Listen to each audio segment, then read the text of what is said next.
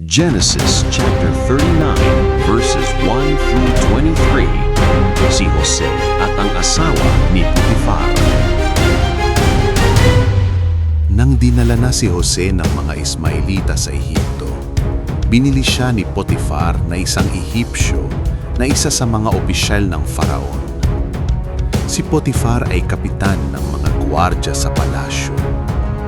Kinagabayan ng Panginoon si Jose, kaya naging matagumpay siya. Doon siya nakatira sa bahay ng amo niyang Ehipsyo. Nakita ni Potifar na ginagabayan ng Panginoon si Jose at pinagpapala sa lahat ng ginagawa niya. Kaya't panatag ang kalooban niya kay Jose.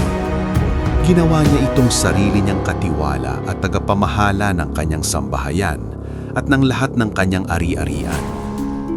Mula noong namanahala si Jose, binasbasa ng Panginoon ang sambahayan ni Potifar na Ehipsyo at ang lahat ng ari-arian niya sa kanyang bahay at bukirin.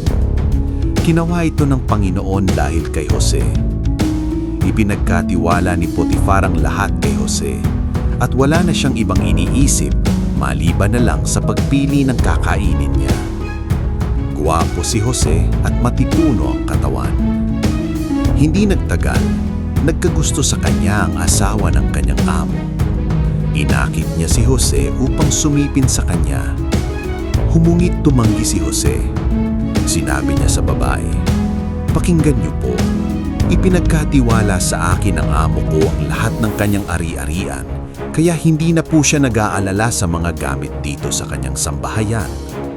Wala na pong hihigit sa akin sa sambahayang ito. Ipinagkatiwala niya sa akin ang lahat maliban lang sa inyo dahil asawa niya kayo. Kaya hindi ko po magagawang pagtaksila ng amo ko at magkasala sa Diyos." Kahit araw-araw ang pangaakit ng babae kay Jose na sumipin sa kanya, hindi pa rin siya pumayag. Isang araw, pumasok si Jose sa bahay upang magtrabaho. Nagkataon na wala kahit isang alipin sa loob ng bahay. Hinawakan siya sa damit ng asawa ng amo niya at sinabi, "Sipingan mo ako." Humungit tumakbong palabas ng bahay si Jose at naiwan ang balabal nito na hawak ng babae. Nang makita ng babae na nakalabas si Jose at hawak niya ang balabal nito, tinawag niya ang kanyang mga alipin at sinabi, "Tingnan ninyo, dinalhan tayo rito ng asawa ko ng isang Hebreo upang hamakin tayo. Alam niyo ba na pumasok siya sa silid ko upang pagsamantalahan ako?" Humungit sumigaw ako, kaya tumakbong palabas at naiwan ang kanyang balabal. Itinago ng babae ang balabal ni Jose hanggang sa dumating ang kanyang asawa. Isinalaysay niya agad sa kanyang asawa ang nangyari. Sinabi niya, "Ang Hebreong alipin na dinala mo rito ay gustuhang hamakin dahil pumasok siya sa aking silid upang pagsamantalahan ako." Humungit tumakbong palabas at naiwan pa ang kanyang balabal. Nang marinig ni Potifar ang salaysay ng kanyang asawa tungkol sa ginawa ni Jose, galit na galit siya. Kaya ipinadakip niya si Jose at ipinasok sa bilungan ng hari. Humungit kahit nasa bilungan si Jose, ginagabayan pa rin siya ng Panginoon.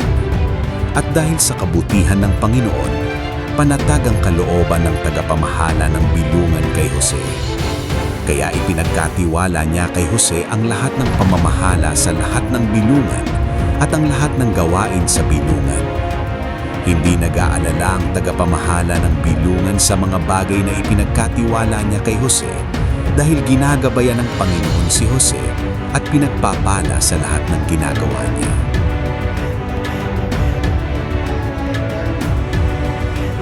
Dinala si Jose sa Ehipto bilang alipin. Ngunit saan man siya dalhin, sumasa kanya ang presensya ng Diyos. Mula alipin, ginawang katiwala. Ipinagkatiwala ang buong sambahayan. Ngunit sa isang tukso, doon nagbago ang lahat. Isang tukso sa mapang-akit na bulong. At si Jose, pinaratangan at ipinabilanggo. Sa kulungan may tanikala at kadiliman. Ngumit sa loob ng dilim, may panibagong simula.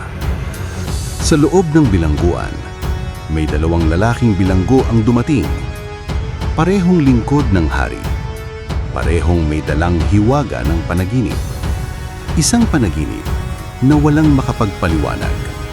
Ngunit si Jose, binigyan ng unawa at nahayag ang kahulugan. Isa, ibabalik sa pwesto. Isa, hindi na makakalaya. Dalawang panaginip, isang katotohanan. Henesis 40, ang simula ng pag-angat mula sa kulungan. Abangan ng susunod na kabanata mula sa Arclight Studios, kung saan nabubuhay ang kasulatan.